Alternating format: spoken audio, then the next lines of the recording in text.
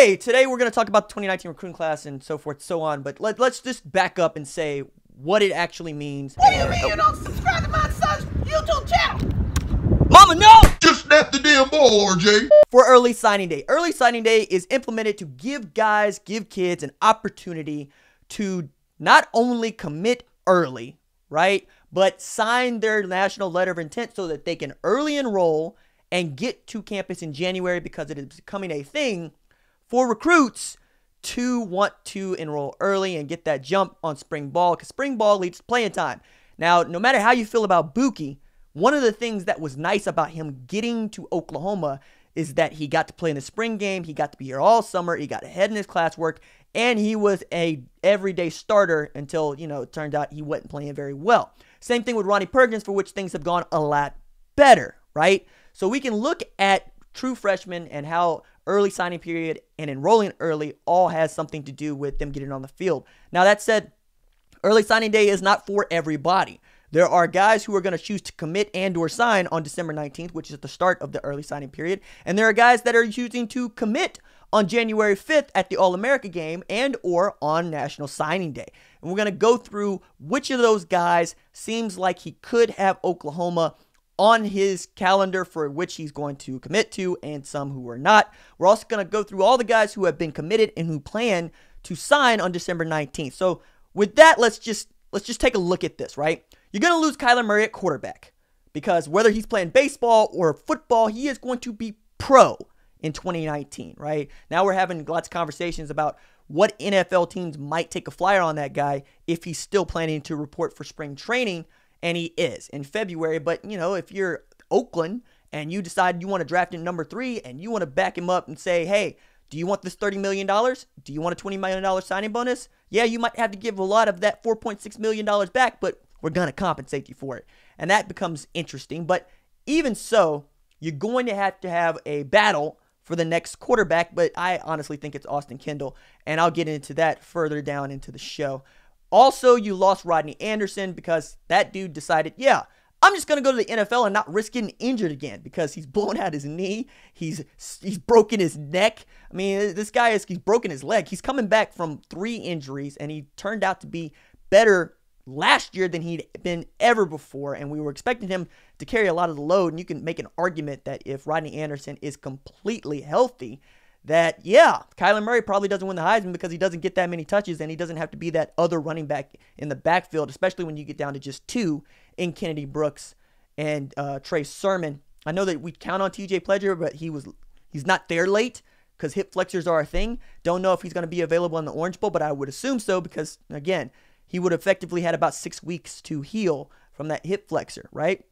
So you know that you don't have your starting quarterback. You know that you just don't have your starting running back. For our purposes, we are going to assume that Marquise Hollywood Brown is going to go to the NFL, because he's being bandied about as a first-round draft pick, and we're already having conversations about his height and his weight as they relate to the NFL. We're already having conversations about how much this foot thing is going to nag him and how big a deal it's going to be come April in the draft. But most folks believe that he's a late first-round draft pick if he decides to go, and I think he will. I mean, I would go get my money, son.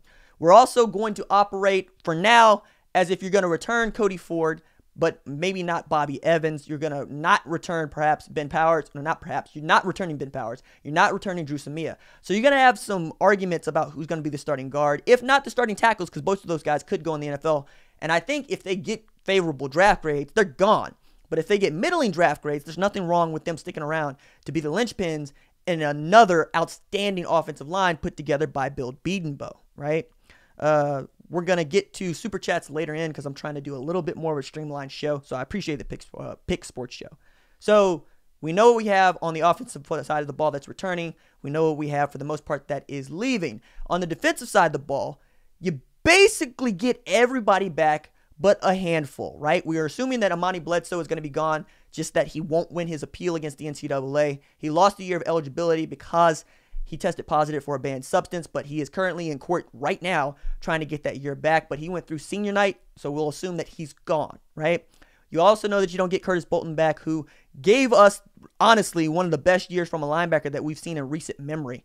And we're going to have to depend on Caleb Kelly yet again to try to be that will linebacker. And you know that you have puppies in the secondary, and you lose Khalil Houghton, but it won't feel like that big a loss because Robert Barnes essentially has come on to win that job and make it his own. So I think we're in good shape, right, as far as experience. But now let's take a look at what it means. Oh, Picture Sports Show. I heard you're Adam. Hey, brother. It's nice to meet you earlier today, too. Very cool. Let's take a look at what we have at our disposal come 2019 when these guys sign early. And I mean, you know what it is by now. And if you don't, I'm going to walk you through it. And before I do walk you through the 2019 commit class, right, and who I expect to sign early, the reason that you care about recruiting and the reason that you care about early signing period is because, yes, coaching matters, but if my players are better than your players, I'm going to win. And if recruiting didn't matter, Alabama wouldn't make all 5 college football playoffs, and they wouldn't be the juggernaut that they are. Nick Saban is an excellent coach, but he's an even better recruiter. And that is who you're competing with year in and year out, because that's the bar. And it's been the bar for about 10 years now. So that's the reason why we pay so much attention to 16 and 17-year-olds and what they think and what they say, because that's the next generation of the best college football players in America. Seriously, if you're not paying attention to recruiting, I cannot help you, because all of this matters. Jordan, Jumpman on the jersey, it matters. Lincoln Riley being able to go to in-home visits and say, check it out, I put another Heisman Trophy winner on the podium. It matters, right? Being on TV all the time, it matters. Making the college football playoff matters. All this stuff goes into recruiting, especially when you're trying to recruit at positions where you quite honestly are soft. You're just not very good. You're not very deep. You're very thin, and you want to have better players to encourage better competition. You get better competition, you get an even better product on the field. So all of this matters and all this plays, and that is the reason for which we put a lot of emphasis, particularly me working at OUinsider.com and 24/7 Sports, on recruiting rankings, right?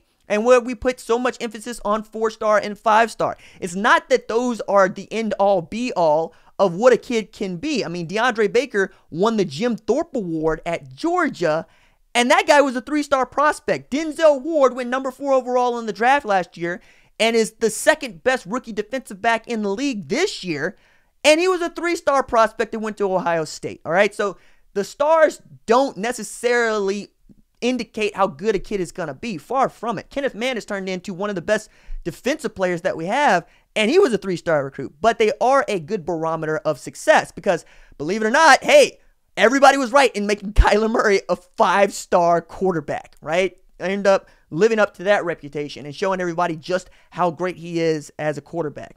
So that, I mean, and if that's not where you live and breathe, I understand it, but don't poo-poo it just because you don't understand it or you don't get it or you don't follow this stuff year round like the rest of us. I mean, being a recruit, Nick, ain't for everyone because you're basically just going and saying, so what did this kid think about this visit or this coach, or what did he say at this camp, or what did he say after this high school football game? And yeah, they're 16 and they're 17 and they're 18, but at the end of the day, what they say matters, and more to the point, what their parents say matters, because I said it once and I will say it forevermore, which is, look, parents are undefeated in recruiting. Okay, it's really hard for a kid to go against their parents' wishes, especially when you're making a decision like where you're going to go to college, right? So taking a look at the 2019 commit list, you got Theo Weiss, 5-star wide receiver out of Allen, Texas, consensus 5-star receiver, right? That dude absolutely can go, and he's a huge get for Oklahoma, right? And you got Spencer Rattler, right? Quarterback, 5-star recruit, the best quarterback recruit in the 2019 class. Austin Stogner, 4-star recruit out of Prestonwood Christian in Plano, Texas. Another big body that you're going to line up in the slot who can absolutely make plays and fight off bigger linebackers and smaller safeties. Stacy Wilkins, offensive tackle out of Camden, Arkansas, right? Camden Fairview. He also just got his All-America jersey. Shout out to him. EJ Ndoma Ogar, my dude, also from Allen, Texas, like Theo Weiss, going to be an outstanding guard here, outstanding leader. He has OU bloodlines, right? His granddad came to Oklahoma, got a PhD in business. I mean, that family's awesome. You got Joseph Wette, defensive end, right, who was the #1 recruit out of D.C., District of Columbia. If you've been following the channel for any length of time, you know that we had him on to do a short interview, and it was a lot of fun. I heard a lot of great things in feedback, and he had a lot of good things to say about himself and about his decision and how he feels about football in general and how playing soccer kind of feeds into how much he loves to play football. You got Woody Washington out of Murfreesboro, Tennessee, who's one of the top prospects out of Tennessee. That was a great get, particularly because he's a cornerback, right? You got Jaden Davis coming out of St. Thomas Aquinas, and that's interesting, not just because Jaden Davis is a 4-star prospect coming out of a school that puts NFL talent into the league just routinely, but he is the teammate in the same defensive backfield as another prospect for which Oklahoma has an eye on, and I'll get to him in a minute. Marcus Major out of Millwood, running back, 2019, the only running back committed to this class. We thought we would have 2 by now, but it seems that it's just not something that since Isaiah Spiller decommitted, you haven't had any running backs that are just looking to be added to this class, which is kind of interesting. I would think that you wouldn't have a hard time going to get a running back, but especially since you had so many injuries and so many guys that just aren't going to be able to come back. But I expect at least one running back to be added to the class before February. Marcus Hicks, one of the best recruits out of Kansas, who looks like a grown man playing defensive end. He's a huge kid playing defensive end. Jamal Morris, right? He is your safety. He can play free. He can play strong. But everybody I speak to tells me again and again, this guy is the most natural-born leader of the 2019 group. And that's huge, specifically because he's going on a defense that got destroyed over and over again this year. And they're going to need the confidence boost, and they're going to need freshmen that can pick it up and put them down and really do know how to ingratiate themselves with the team. And then later on down the road, who knows, Jamal Morris could be a leader for not just his class, but for this team, be a captain if you're going to bet that way. Corey Roberson, another big guy at defensive end, 6'3", 273 pounds. Jonathan Perkins, the only linebacker committed to this class. Now, I don't necessarily see a whole lot of else being added in the second level of the defense, which, I don't know, I think you can take that how you want, but seeing as you added 3 linebackers in the 2018 class, and Deshaun White, Nick Benito, and Brian Asamoah, yeah, I'm okay with just the one linebacker in the 2019 class. And then, of course, you got your Coffeyville Community College JUCO transfer. That'd be Finley Felix, 6'5", 310, plays offensive tackle. Marcus Alexander, also out of Sunnyvale, Texas, right? Plays offensive guard, 6'3", 295. And then Derek Green is the only defensive tackle committed to this class at 6'5", 290. His upside is just tremendous. That's what you have committed to the class at present. And I got to say, I really, really, really enjoy this group of guys, right? And right now they're listed at number 8 in the 2019 recruiting rankings. A lot of that has to do with losing a 4-star wide receiver in R.J. Henderson, and also losing the number 1 strong side defensive end in the JUCO ranks in Jacoby Jones, who not only decommitted, but just then committed to Texas. I mean, in the matter of time, made it feel like a flip commitment from OU to Texas. That hurt, right? But losing those 2 guys, you can make up the ground. And we can talk about where you're going to make up the ground, right? And that's big time, because you have time, but you also get to solidify your class on December 19th. So who are the guys? Oh, I missed Trajan Bridges. I don't know how I missed Trajan Bridges. Trajan Bridges, 4-star in 24/7 composite, 5-star in Rivals.com. Also he's pretty regularly on You Got Mossed on the Sunday NFL Countdown show on ESPN, because that dude just knows how to make plays.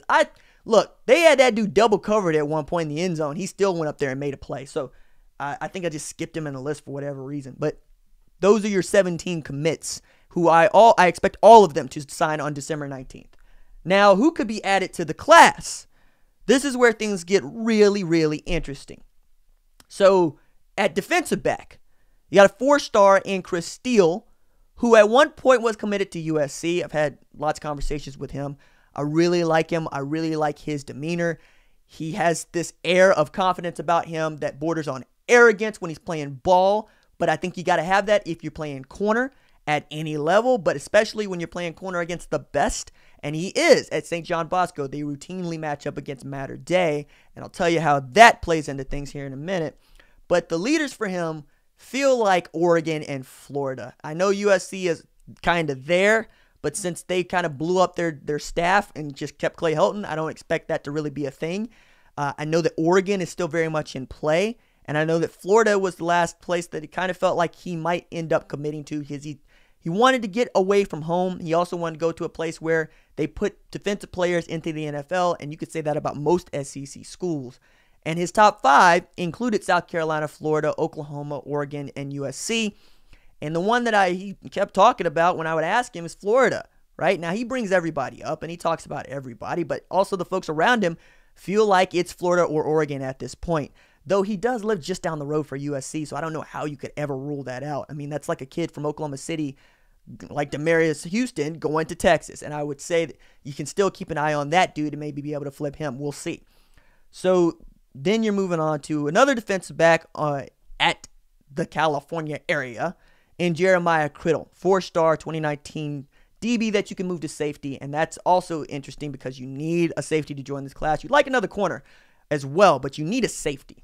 And Criddle is a high priority, not just because he's a 4-star recruit, but also because he's very much he's edgy, right? He decommits from Oregon, and then he's talking about Oklahoma. He went on official to Bedlam. He had a good time.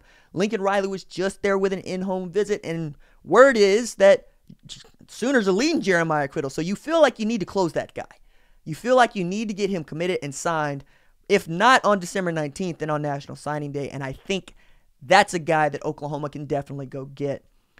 Another guy to keep an eye on would be Jordan Battle, who is the teammate of Jaden Davis. You heard me mention him a few minutes ago. And the thing about Jordan Battle is he's committed to Ohio State, but he's committed to Ohio State in the middle of a coaching change. Now, they made it as seamless as they could, kind of like with Bob and Lincoln when they went, Urban's out, Ryan Day is in. And at least today, the staff has stayed intact. We'll see what this looks like after signing day, and I think that's what a lot of folks are looking for, to see if Greg Schiano is still the defensive coordinator at Ohio State. And that might have a lot to do with Jordan Battle's decision, not because he's especially close to Greg Schiano, but because the secondary coach and co-defensive coordinator at Ohio State is Alex Grinch. And Alex Grinch is on the radar of Oklahoma as being a candidate for the defensive coordinator position in 2019. Now, if Greg Schiano was fired or left left for another job, you got to believe Ryan Day would promote Alex Grinch straight away rather than lose him to Ohio or to Oklahoma, right? And in that, Jordan Battle would get to keep the guy for which was going to coach him in the first place and feel real good about that, as opposed to committing to Oklahoma before he knows who the defensive coordinator is. So I don't necessarily think that's an option. However, it feels like Jordan Battle is also in play for Bama because they want him really bad. But with Dax Hill's flip commitment on Saturday, it was an open to question as to whether or not Alabama would take Jordan Battle's commitment. And it seems that they would, right? It doesn't seem like having a couple safeties committed to that class is deterring them from saying, yes, Jordan Battle, come on down. But it might play into Jordan Battle's mind a bit, because would you really want to go compete with those guys for a job? Now, maybe you do, because Alabama is one of the best at putting people into the league, and that's exactly why you go to Bama right now, right? Because you want to go to the NFL, not necessarily just because you want to win national championships. So Jordan Battle's got options, but he also might be taking the wait-and-see approach, and I would expect him to, right? But at the end of the day, perhaps he ends up at Bama, perhaps he stays committed to Ohio State, but unless he really likes the defensive coordinator and his dad really likes the defensive coordinator, I don't necessarily think that Oklahoma is the place for him. So we'll wait and see on him. You also have Marcus Stripling, who has been in a battle, or Oklahoma's been in a battle with A&M for him, and it's been real of late, but it's hard to tell with Ampersand U because some of those folks manufacture battles where there aren't any with Oklahoma just to make it look better when they're parading out that, yeah, we beat out Oklahoma for this kid, we beat out Alabama for this kid, to try to make them seem a little bit more in demand than they are. I don't necessarily agree with that, but I understand why they're doing it. And it might be something that you see with Marcus Stripling. However, I saw Marcus Stripling live and up close in one-on-ones at the opening final. And I got to tell you, even with the 3 defensive ends committed to this 2019 class, you take Marcus Stripling because his body and his upside and his speed are just next level. And if you can beat out Ampersand U for this kid, yeah, you want him. But right now, I got to tell you, I think he's committing to Ampersand U on December 19th. And I would really be shocked if he ended up at Oklahoma. Then we're talking about 5-star Evan Neal, Also a guy that announces on December 19th. Also a guy I expect to be at Alabama. I don't really necessarily think that Oklahoma has a great shot to get that dude, even though, you know, he's teammates at one point and friends with EJ and Domo Ogar at Allen. It's just, you know, he's 6'7". You know, he's 320. He's prototypical. And if Alabama says we want you to come play offensive line, yeah, well, you got Bill Bedenbaugh at Oklahoma, but also DQ. They're going to need somebody to replace Jonah Williams here pretty soon, right? Maybe Evan Neal thinks that's the place for him. We'll see, but I wouldn't expect him to be at Oklahoma either. Jadon Haselwood is a guy for which Oklahoma feels like they have an opportunity. They had an in-home visit, and that went well by all accounts. But right now the leader is Miami, with Georgia right there where they used to be because he was a Georgia commit and he decommitted. And now lately, here in the last couple, I don't want to even say 2 days ago, he was wearing cleats that had all 5 of his top 5 schools on them. Now, some of this is to drum up attention, and some of this is real.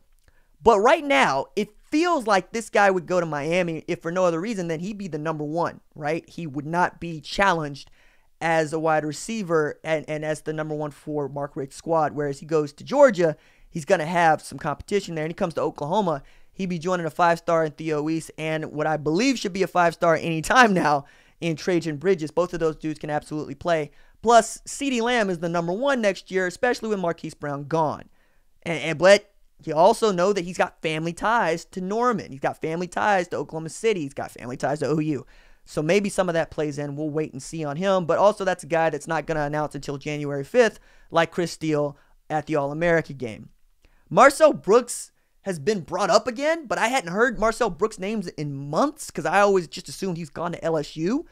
But he got an in-home visit from Oklahoma, and it feels like the door is open. So if you can swing a 6'3", 195-pound outside linebacker that was not committed, but seems like he's ready to go to LSU, you go ahead and you take him because he can help you at Oklahoma.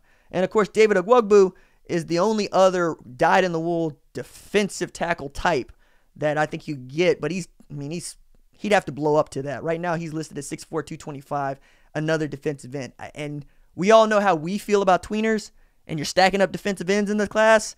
And I don't know that you necessarily need them unless they just really want to move inside to the 3 technique. And maybe David Ogwugbu is that dude, but we'll see, right? So that's the rundown right now of how I think this is all going to go. If you like the channel, I do upload a video every single day. It's always OU related, college football related, sports related. We have a good time. I will see you tomorrow.